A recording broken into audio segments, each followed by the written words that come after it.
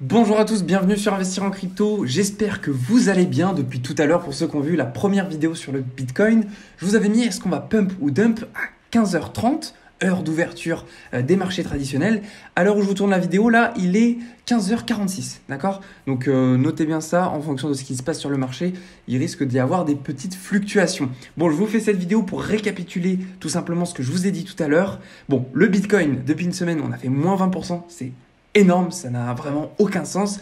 Rappelez-vous qu'on a le Max Pain Price le 28 janvier à aller chercher aux 44 000 $. J'y crois pas vraiment, même pas du tout, mais je tiens à vous le souligner. Donc dans cette vidéo, je vais vous parler du Max Pain Price, donc les options. Je vais vous montrer la corrélation qu'on a avec le Bitcoin et les marchés traditionnels. Et puis, on terminera sur une petite analyse court terme sur le Bitcoin et l'Ethereum. Alors, je vous montre le Max Pain Price. Regardez, déjà à court terme. Le 25 janvier, donc c'est-à-dire ce soir, clôture 35 000 $. Max Pain Price à aller chercher. Donc, on verra ce qui se passe. On a 2100 bitcoins qui ont été mis en put et en call. Le 26 janvier, on a ici un Max Pain Price à 33 000 $. Il a bougé. Je l'avais positionné moi. Alors attendez, hop, je reviens sur le bon graphique. Voilà, juste ici. Je l'avais positionné au début. Il était au 35 000. Après, il s'est bougé au 34 000. Maintenant, il est au 33 000. Donc, je vais le mettre ici. Voilà, il n'y aurait pas une incohérence. Je pense que ce serait probable d'aller chercher ça. Déjà pourquoi? Je vais vous le montrer avec le marché traditionnel juste après, mais aussi parce qu'on a des liquidités à aller chercher. Vous voyez, entre cette mèche-là, 11h05, toujours 24 janvier, ici à 13h, et puis celle-ci à 14h. Donc vous voyez, il y a des gens qui ont probablement mis des stop-loss à quelques pourcentages en dessous. Donc 33 000, target potentiel à aller chercher. Ensuite, je regarde le 28 janvier 2022, 54 000 bitcoins qui ont été mis en put et en call, c'est énorme. Il a également bougé, c'est plus 44 000, je vous ai dit 44 000 début de cette vidéo je crois. C'est 43 000 du coup, je l'ai bougé aussi, je crois que je l'ai mis au 43 000, voilà, je l'avais modifié tout à l'heure. Donc, 43 000 $, c'est pas incohérent. Pourquoi c'est pas incohérent? Parce qu'on a aussi des liquidités à aller chercher là. 44 000 $, il y avait simplement celle-ci, juste celle-ci. Après là, on en a deux. Donc pourquoi pas? Ok, très intéressant. Je reviens à court terme et je vais vous montrer ce qui se passe.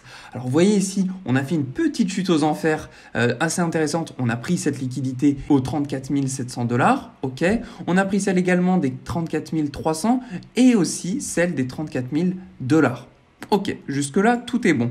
Maintenant, ce que je vois, c'est qu'on a une stagnation qui s'opère entre les 33 000 $ et au grand maximum les 34 200 $. Est-ce qu'on va stagner dans cette zone-là? Je pense que c'est le S&P 500 qui va nous le dire. Je vous montre rapidement l'open interest que l'on a sur le Bitcoin. Alors, pourquoi je vous le montre? Déjà, c'est quoi l'open interest? Ce sont les ordres ouverts dans les contrats futurs. C'est-à-dire que ce sont les personnes qui prennent des positions, que ce soit à la vente ou à l'achat. Et vous voyez que là, il y a un petit problème. Je vais vous dire tout de suite pourquoi on a un problème. C'est que ici, vous voyez, on a un range qui s'effectue.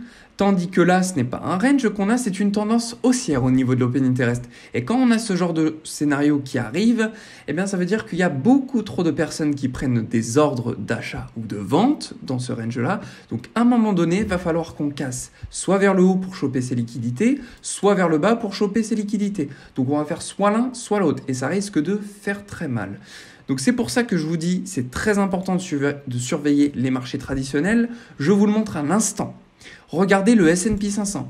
On a ouvert pile sur une zone de liquidité. C'est magique. Rappelez-vous, si vous voyez les anciennes vidéos que je vous ai proposées sur la chaîne, je vous avais positionné ici ce petit trait jaune qui correspondait ici à la zone des 4330, zone de liquidité à aller chercher, et on a ouvert pile dessus. On est un tout petit peu au-dessus, mais vous voyez, la mèche des 15 premières minutes s'est faite à l'intérieur. Pourquoi je trace ça de cette manière? Vous voyez pourquoi j'ai mis une trendline ici et une trendline là? Tout simplement parce que les 15 premières minutes, quand on prend de la mèche la plus haute à la mèche la plus basse de la bougie que l'on a, eh ben, ça correspond à des zones d'intérêt, des zones de résistance ou de support qui nous serviront par la suite. C'est pas impossible qu'on ne ratteigne jamais ces zones-là, mais en traçant ça, ça veut dire que sur le S&P 500, on a cette possibilité, si on doit remonter, de rebondir ici. Voilà, sur les 4315 du coup.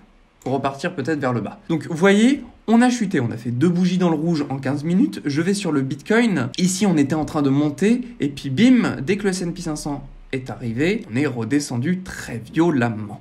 Donc, corrélation, oui, fortement. Malheureusement, je ne sais pas. En tout cas, ce qu'il faut savoir, c'est qu'il faut avoir les yeux rivés sur le S&P 500. Ça, c'est inévitable. Si vous prenez un trade, je ne vais pas dire bêtement, mais simplement en vous référant à ce qui se passe sur le Bitcoin, et ben, si ça se passe mal ou très bien sur le S&P 500, il y aura un impact sur le Bitcoin. D'ailleurs, pour vous montrer, je vais me mettre en 5 minutes, vous voyez, là, on est en train de descendre. On a 1, 2, 3 bougies dans le rouge. Je vais sur le Bitcoin. On a 1, 2, 3 bougies dans le rouge. Est-ce un hasard? Je ne crois pas. Je reviens dans le passé. 1, 2 bougies vertes. Je reviens sur le Bitcoin. 1, 2 bougies vertes. Corrélation? Je pense que oui. Malheureusement, c'est comme ça, mais de toute façon, faut s'y référer. Le S&P 500 gouverne indirectement les crypto-monnaies. Restez avec un œil affûté sur le S&P 500, c'est super important. Donc maintenant, je vais vous montrer les liquidités à aller chercher pour le Bitcoin. Je vous en ai parlé rapidement tout à l'heure, mais je vais quand même vous les notifier.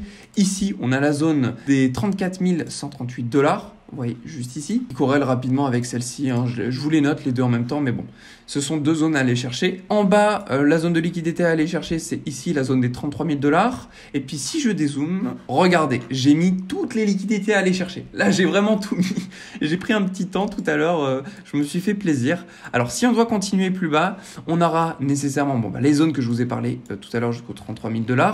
Mais bien évidemment, après, ce sera ici la zone des 29 240 $, très importante. Là, je suis sur le contrat perpétuel, donc on a probablement une petite différence avec le contrat spot. Ici, c'est 29 900 $. Voilà. Puis si on descend un peu plus bas sur ces mèches-là, c'est 28 600 $. Donc il y a une légère différence, mais bon. Ensuite, les prochaines liquidités, on a ici 22 300 et puis 17 650. Donc ça, c'est uniquement par rapport aux liquidités. Maintenant, si on se réfère au gap, rappelez-vous, je vous avais fait une petite vidéo où je vous montrais les targets potentiels à aller chercher à la baisse. Donc ça veut dire combler les gaps, tout simplement. On a comblé celui-ci, vous voyez, jusqu'à la target des 33 000. C'est quand même génial. Est-ce que c'est un hasard, selon vous, d'avoir positionné cette mèche pile sur l'endroit de la clôture? Je ne crois pas. Déjà, si on se met sur le contrat perp, ça correspond pile à 33 000 $, donc prix psychologique. Et puis si je reviens sur le contrat à terme de Bitcoin, ça correspond ici à un endroit clé. Maintenant, on a les targets potentiels pour le Bitcoin ici. Rappelez-vous les gaps à aller chercher. 26 000, 24 000, ici 19 000, 18 000. On verra ce qui se passe. Dans mon scénario, j'ai un scénario en tête.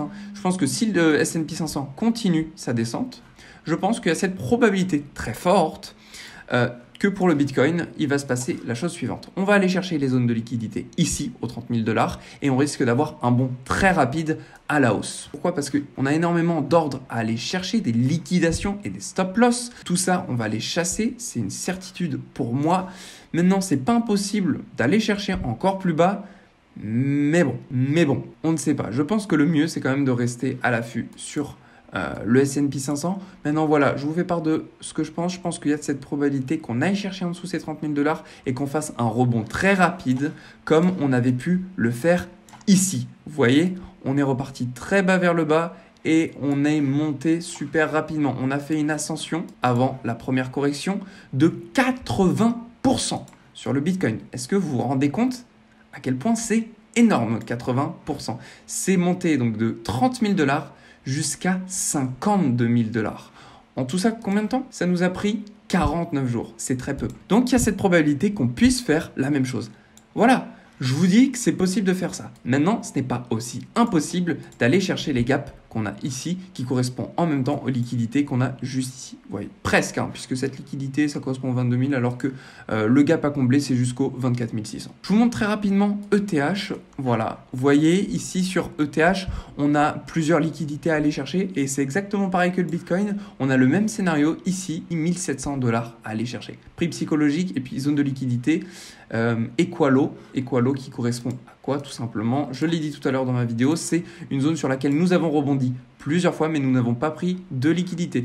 Au minimum, il faut qu'on rebondisse 3 fois, et vous voyez qu'on a rebondi 1 fois, 2 fois, 3 fois, 4 fois. Donc ça, c'est une zone qu'il faudra aller chercher. Alors, est-ce qu'on ira la chercher de suite? Je pense que oui, vu ce qui se passe avec le S&P 500. Je ne suis pas, comment dire, un révélateur de ce qui se passe à 100% sur les marchés. On ne peut pas prédire à 100%, mais il y a cette probabilité qu'on puisse, que ce soit sur Bitcoin, ici, aux 30 000 $, ou que ce soit sur l'Ethereum, ici, aux 1700 $, aller chercher cette zone. Et alors, à ce moment-là, ce sera un régal. Un régal pour investir sur les cryptos. Pourquoi? Parce que tandis que l'Ethereum et le Bitcoin, eux, ne retracent que de 50% à peine, alors on voit des cryptos comme GRT nous faire des retracements de plus de 80%, AAVE nous faire des retracements comme GRT, EGLD atterrir sur la zone des 120 $ alors qu'il a été jusqu'aux 560 $. Enfin, vous voyez, je pense qu'on a aujourd'hui une opportunité énorme sur les cryptos. Dites-moi ce que vous en pensez. Je vais vous dire mon avis, moi, sur EGLD. Si on doit aller chercher les 30 000 $ pour Bitcoin, les 1700 $ pour ETH, alors, dans notre exemple, là, Elrond, il y a cette probabilité qu'on aille chercher les zones comme 80, 85 par là. Oh, je pense 85, ouais. 85 facile si on tombe aux 30 000 $ sur Bitcoin. Par contre, aller chercher plus bas, oui, je ne dis pas que c'est pas impossible, mais ça va être très très dur. Je pense que ça va être très très dur. La phase ici des 50, il y a des zones de liquidité, hein. Vous voyez, ici, on a rebondi plusieurs fois. Mais c'est chaud. C'est chaud, pourquoi je vous dis ça? Parce que tout à l'heure, j'ai vu quelque chose de très intéressant en 5 minutes. Donc là, vous allez me dire 5 minutes, oui Rémi, c'est pas beaucoup. Mais regardez ce que j'ai vu en 5 minutes tout à l'heure. Premier crash tout à l'heure à 10h20. Je vais sur une autre crypto, ouais, GRT, allez, GRT. 10h05. Regardez. Point bas ici, plus bas que son précédent. AAVE, point bas, plus bas que son précédent. One, point bas, plus bas que son précédent. NIR, point bas, plus bas que son précédent. Bref, je ne vais pas tous vous les faire. Et là, Elrond, point bas, plus haut que son précédent. Quand j'ai vu ça tout à l'heure, ça m'a alerté en me disant que, ok, on est en 5 minutes, mais ça veut dire que Elrond a une puissance acheteuse beaucoup plus conséquente que par rapport à d'autres altcoins. Et c'est pour ça que je pense que cette crypto-monnaie en question, vous l'aimez beaucoup puisque c'est aussi cette crypto-là, quand j'en parle, qui m'a permis d'acquérir beaucoup d'abonnés sur cette chaîne YouTube, elle aura du mal à aller chercher les zones que je vous ai montrées.